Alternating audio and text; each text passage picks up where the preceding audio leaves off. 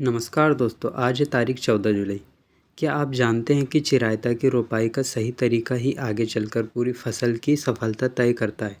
आज हम अपने खेत में गीला खेत तैयार करके चिरायता के पौधों की रोपाई कर रहे हैं। अगर आप भी चिरायता की खेती करना चाहते हैं तो इस वीडियो को आखिर तक ज़रूर देखें, क्योंकि इसमें हम आपको पूरी प्रक्रिया दिखाने वाले हैं।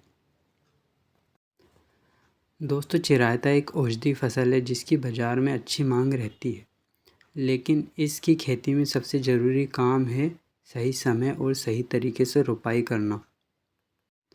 सबसे पहले हमने खेत की अच्छी तरह जुताई करके उसे समतल किया।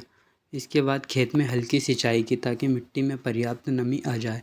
चिरायता के पौधे नाजुक होते हैं, इसलिए गीली मिट्टी में उनकी जड़ें जल्दी पकड़ बनाती है और पौधों पर कम तनाव पड़ता है।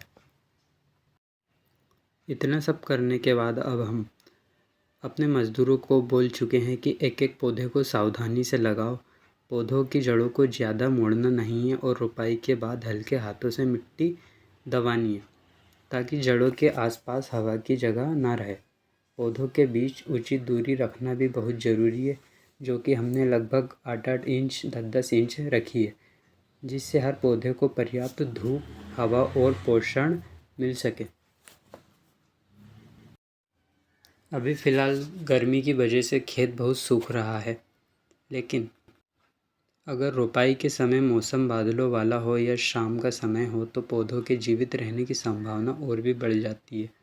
रोपाई के बाद कुछ दिनों तक खेत की नमी बनाए रखना ज़रूरी है, लेकिन पानी का भराव बिल्कुल नहीं होना चाहिए।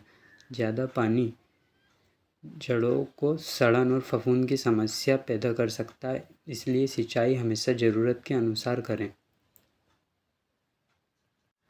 रोपाई करते समय हम ध्यान रख रहे हैं कि जड़ें मुड़े नहीं और पौधे सीधे खड़े रहें। हर पौधे के आसपास मिट्टी को हल्के हाथ से दबाया जा रहा है ताकि जड़ों का मिट्टी से अच्छा संपर्क बने। याद रखें, चिरायता के पौधे को पानी तो चाहिए, लेकिन पानी का भराव बिल्कुल नहीं।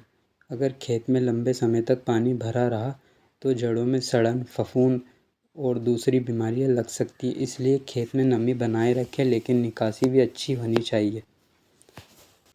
रोपाई के बाद शुरुआती दिन सबसे अहम होते हैं।